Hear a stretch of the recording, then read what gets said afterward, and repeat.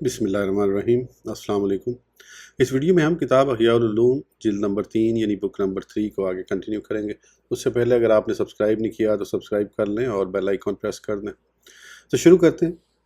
काश ये प्याला मुझे ना मिला होता। किसी बादशाह को फ़िरोज़ा यानी आसमानी रंग के कीमती पत्थर से बना हुआ प्याला पेश किया गया जिस पर जवाहिर जड़े हुए थे और वो प्याला बेमिसल था। बादशाह उसके मिलने पर बहुत खुश हुआ और उसने अपने पास बैठे हुए एक दानिश्वर से पूछा, इस प्याले के बारे में आपकी क्या राय है? उसने कहा, मैं तो इसे मुसीबत या फुकर समझता हूँ। बादशाह ने पूछा, वो क्यों? उसने जवाब दिया, अगर ये टूट जाए तो ऐसा नुकसान होगा जिसकी तलाफ़ी मुमकिन नहीं, और अगर चोरी हो जाए तो आप इसके मोहताज हो जाएंगे और आपको इसका सानी नहीं मिलेगा, और जब तक ये आपके पास नहीं था तो आप मुसीबत और फुकर से अमन में थे। इत्तेफाक से एक रोज़ वो प्याला टूट गया या चोरी हो गया तो बादशाह बहुत गमगीन हुआ और उसने कहा,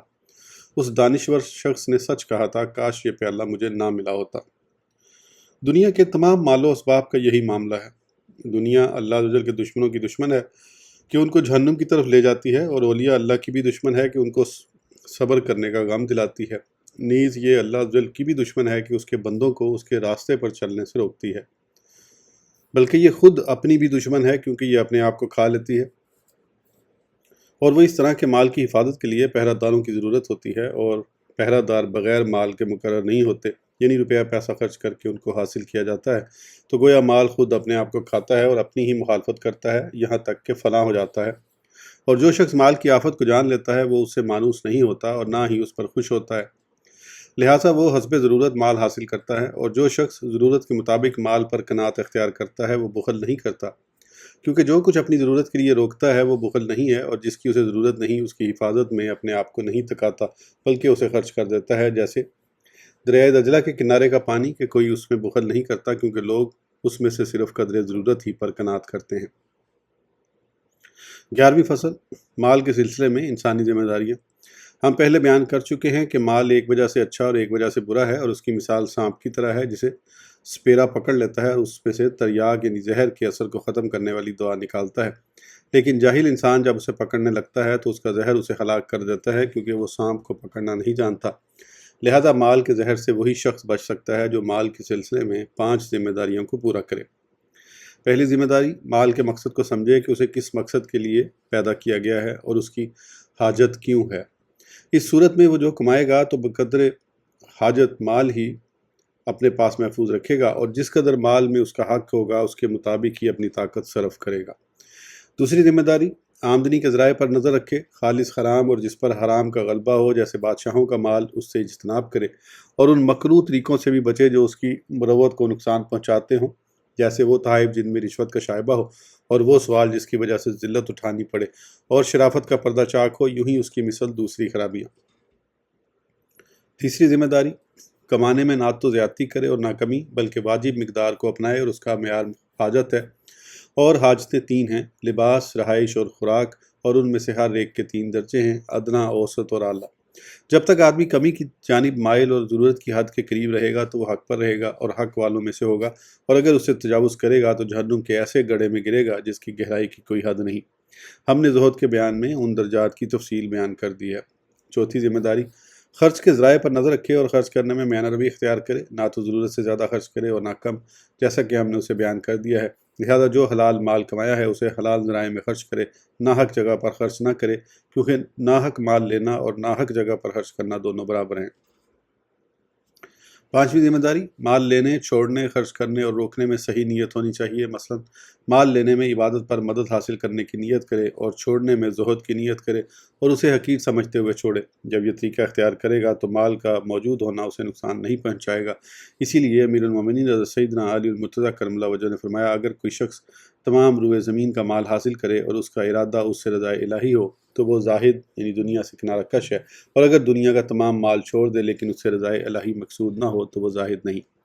लिहाजा तमाम हरकतों से कनात अल्लाह अज़्ज़ वजल के लिए हों, चाहे वो हरकत इबादत हों या इबादत पर मददगार हों। इबादत से हट कर 2 अमल हैं, खाना खाना और क़ज़ाए हाजत, मगर ये दोनों इबादत पर मददगार हैं। लिहाजा अगर कोई शख्स खाने और क़ज़ाए हाजत में अच्छी नीयत करेगा तो ये दोनों अमल उसके हक़ में इबादत शुमार होंगे। इसी तरह जो चीज़ें इंसान के लिए ज़रूरी हैं مثلا قمیض، تہبند، بستر اور برتن وغیرہ، تو ان میں بھی اچھی نیت ہونی چاہیے، کیونکہ دین کے سلسلے میں ان تمام چیزوں کی ضرورت ہوتی ہے، اور جو کچھ ضرورت سے زائد ہو اس سے بندوں کو نفع پہنچانے کی نیت کرے اور کسی ضرورت مند کو انکار نہ کرے۔ جو کوئی اس طرح کا عمل کرے گا اس نے مال کے سانپ سے اس کا جوہر اور تریاک لے لیا اور اس کے زہر سے بچ گیا۔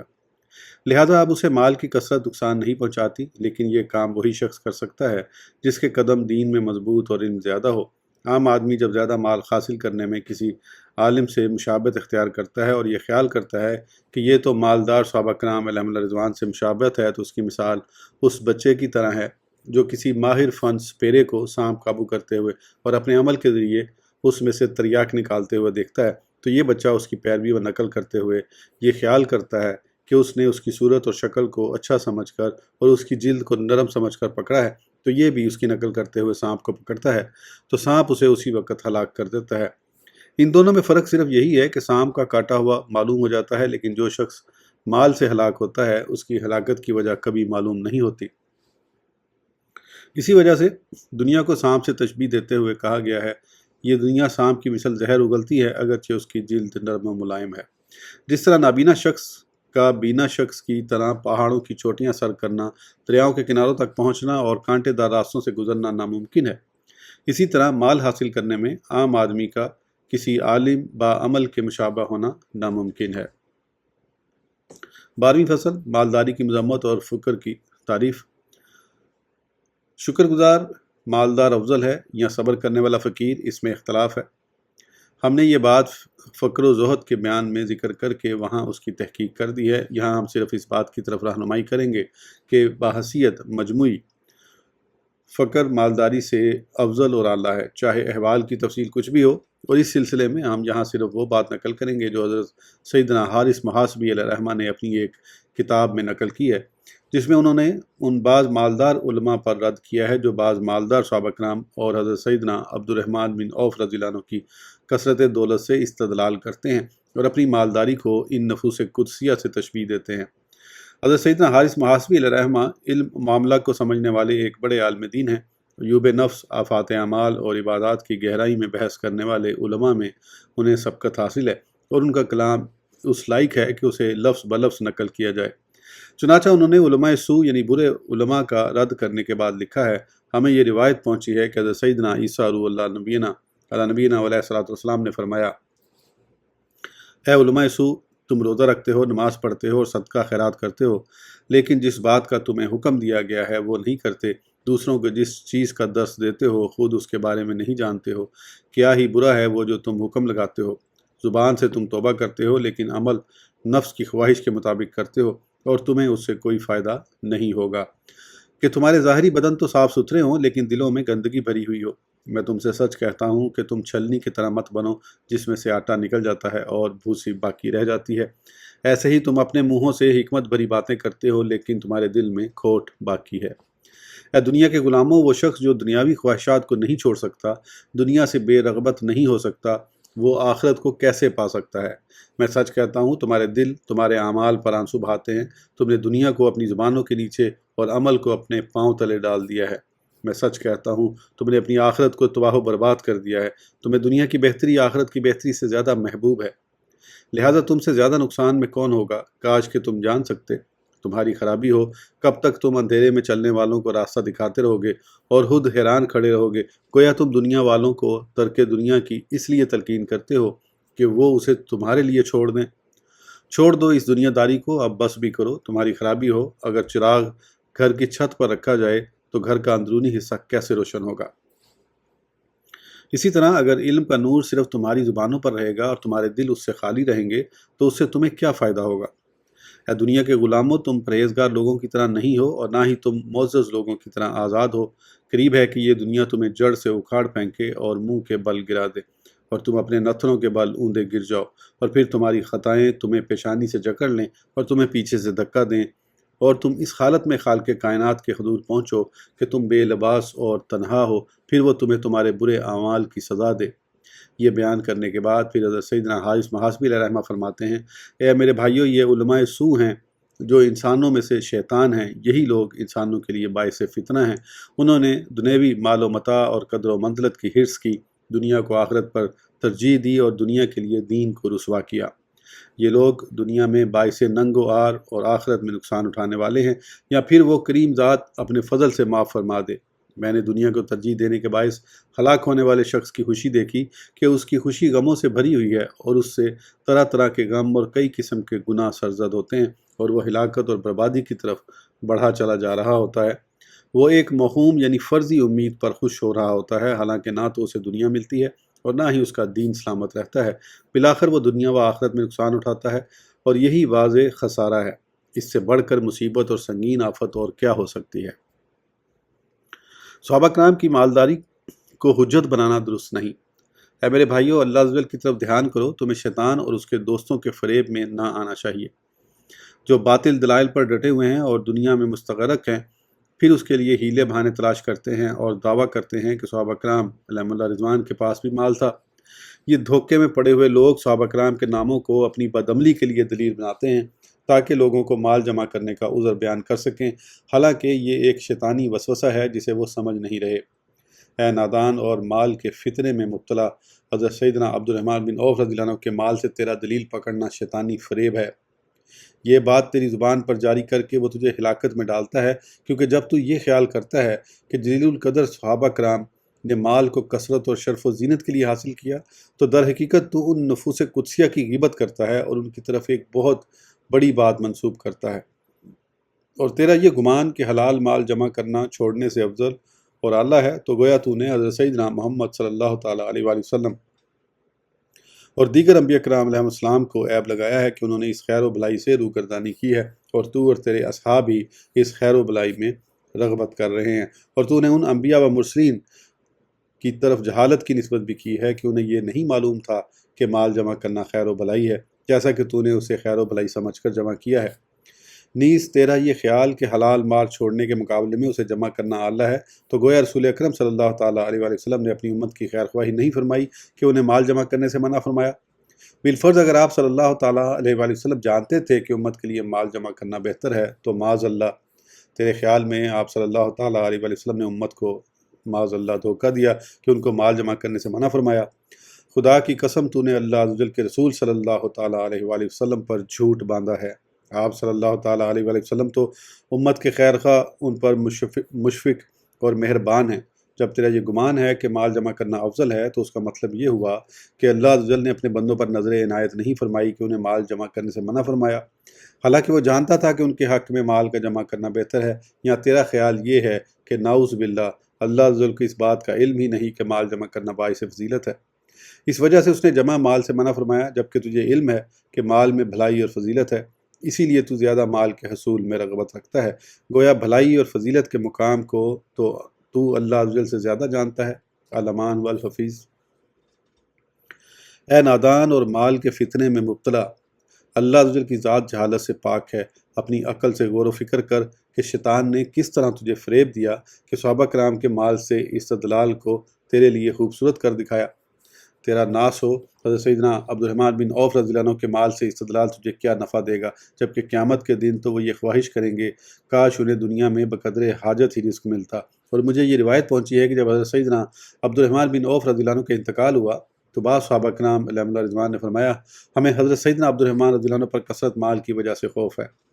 یہ سن کر حضرت سیدنا کعب الاخبار علیہ الرحمہ نے فرمایا، سبحان اللہ، تمہیں حضرت سیدنا عبد الرحمن رضی اللہ عنہ پر کیوں خوف ہے، حالانکہ انہوں نے حلال کمایا، حلال خرچ کیا اور حلال مال ہی ترکہ میں چھوڑا۔ حضرت سیدنا ابو ذر غفاری رضی اللہ عنہ تک یہ بات پہنچی تو وہ غصے کی حالت میں حضرت سیدنا کعب الاخبار علیہ الرحمہ کو تلاش کرنے لگے۔ راستے میں انہیں اونٹ کے جبڑے کی ہڈی ملی تو اسے اٹھا لیا۔ حضرت سیدنا کعب علیہ الرحمہ کو بتایا گیا کہ حضرت سیدنا ابو ذر غفاری رضی اللہ عنہ کو آپ کی تلاش میں ہیں،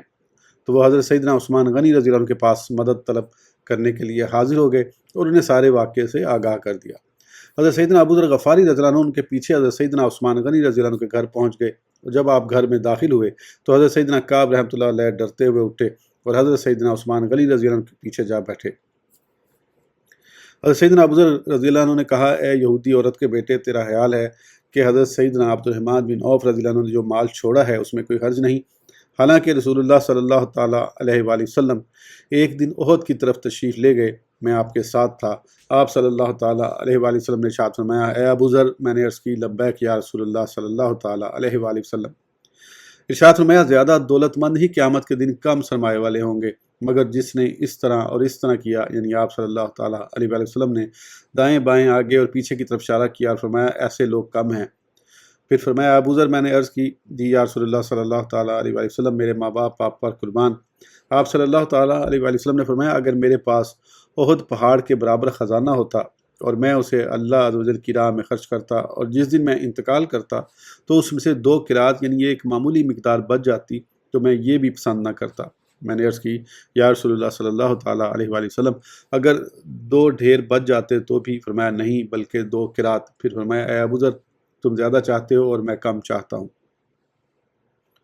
رسول اللہ صلی اللہ تعالیٰ علیہ وسلم تو یہ چاہ رہے ہیں، اور اے یہودی کے بیٹے تو کہتا ہے کہ عبد الرحمن بن عوف رضی اللہ عنہ نے جو مال چھوڑا ہے اس میں کوئی حرج نہیں،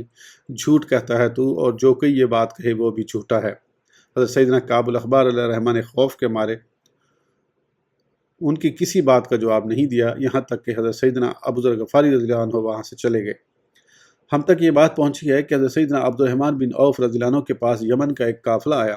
تو مدینہ طیبہ میں ایک شور مچ گیا۔ ام المومنین حضرت سیدنا عائشہ صدیقہ رضی اللہ عنہ نے پوچھا یہ کیا ہے؟ بتایا گیا کہ حضرت سیدنا عبد الرحمن بن عوف رضی اللہ عنہ کے اونٹ آئے ہیں۔ یہ سن کر ام المومنین رضی اللہ تعالیٰ عنہ نے فرمایا اللہ عز و جل اور اس کے رسول صلی اللہ تعالیٰ علیہ وآلہ وسلم نے سچ فرمایا ہے۔ حضرت عبد الرحمن بن عوف رضی اللہ عنہ کو یہ بات معلوم ہوئی تو انہوں نے ام المومنین رضی اللہ تعالیٰ عنہ سے اس بارے میں دریافت فرمایا تو ام المومنین رضی اللہ تعالیٰ عنہ نے ارشاد فرمایا میں نے سید عالم صلی اللہ تعالیٰ علیہ وآلہ وسلم کو یہ فرماتے سنا، میں نے دیکھا کہ مہاجرین اور عام غریب و نادار مسلمان دوڑے دوڑے جنت میں داخل ہو رہے ہیں، میں ان کے ساتھ کسی مالدار شخص کو داخل ہوتے نہیں دیکھا، البتہ عبد الرحمن بن عوف کو دیکھا کہ وہ ان کے ساتھ گھٹنوں کے بل چل کر داخل ہو رہے ہیں۔ حضرت سیدنا عبد الرحمن رضی اللہ عنہ نے یہ سن کر فرمایا یہ تمام اونٹ ماں ساز و سامان اللہ عز و جل کی راہ میں خیرات ہیں، اور ان کے ساتھ جو غلام ہیں وہ سب آزاد ہیں، شاید کہ میں بھی ان کے ساتھ دوڑتا ہوا داخل ہو جاؤں۔ ہمیں یہ روایت بھی پہنچی ہے کہ تاجدار انبیاء صلی اللہ تعالیٰ علیہ وآلہ وسلم نے حضرت سیدنا عبد الرحمن بن عوف رضی اللہ عنہ سے فرمایا میری امت کے مالدار لوگوں میں سے تم سب سے پہلے جنت میں جاؤ گے مگر گھٹنوں کے بل۔ اے نادان اور مال کے فتنے میں مبتلا، تیرے پاس مال جمع کرنے کی دلیل کیا ہے؟ اور یہ حضرت سیدنا عبد الرحمن بن عوف رضی اللہ عنہ وہ صحابی ہیں جو اپنے فضل، تقوی، نیک اعمال، اللہ عز و جل کے راستے میں مال خرچ کرنے اور رسول اللہ صلی اللہ تعالیٰ علیہ وسلم کے صحابی ہونے نیز زبان رسالت سے جنت کی خوشخبری حاصل کرنے میں ممتاز ہیں، مگر اس کے باوجود اپنے مال کے سبب میدان قیامت میں اس کی ہولناکیوں میں کھڑے رہیں گے، حالانکہ انہوں نے مانگنے سے بچنے کے لیے حلال مال کمایا اور اس سے نیک کام سر انجام دیے اور اس مال میں سے میانہ روی کے ساتھ خرچ کرتے رہے، نیز اللہ عز و جل کے راستے میں سخاوت کی، لیکن فقراء مہاجرین کے ساتھ دوڑتے ہوئے جنت میں نہیں داخل ہوں گے بلکہ ان کے پیچھے گھٹنوں کے بل جائیں گے۔ تو ہم جیسے لوگوں کے بارے میں تیرا کیا خیال ہے جو دنیا کے فتنوں میں غرق ہو چکے ہیں؟ اس کے بعد سب سے زیادہ تعجب کی بات یہ ہے کہ تو ہمیشہ مشتبہ اور حرام مال میں پڑا ہوا ہے اور لوگوں کے ہاتھوں کے میل پر فریفتہ ہے، خواہشات، زینت، باہم فخر کرنے میں مگن ہے اور دنیا کے فتنوں میں گمسم ہے۔ اس کے باوجود تو حضرت سیدنا عبد الرحمن رضی اللہ عنہ کے مال سے دلیل پکڑتا ہے اور تیرا یہ گمان ہے کہ تیرا مال جمع کرنا درست ہے، کیونکہ صحابہ کرام علیہم رضوان نے بھی مال جمع کیا، گویا تو اسلاف اور ان کے عمل سے مشابہت اختیار کرتا ہے۔ تیرا برا ہو، یہ شیطانی قیاس اور شیطان کے چیلوں کی طرف سے باطل بہانے ہیں۔ اس ویڈیو کے لیے اتنا ہی، پھر انشاءاللہ اگلی ویڈیو میں آگے کنٹینیو کریں گے۔ اس وقت تک کے لیے اجازت دیجیے، سبسکرائب کرنا نہ بھولیں۔ اللہ حافظ۔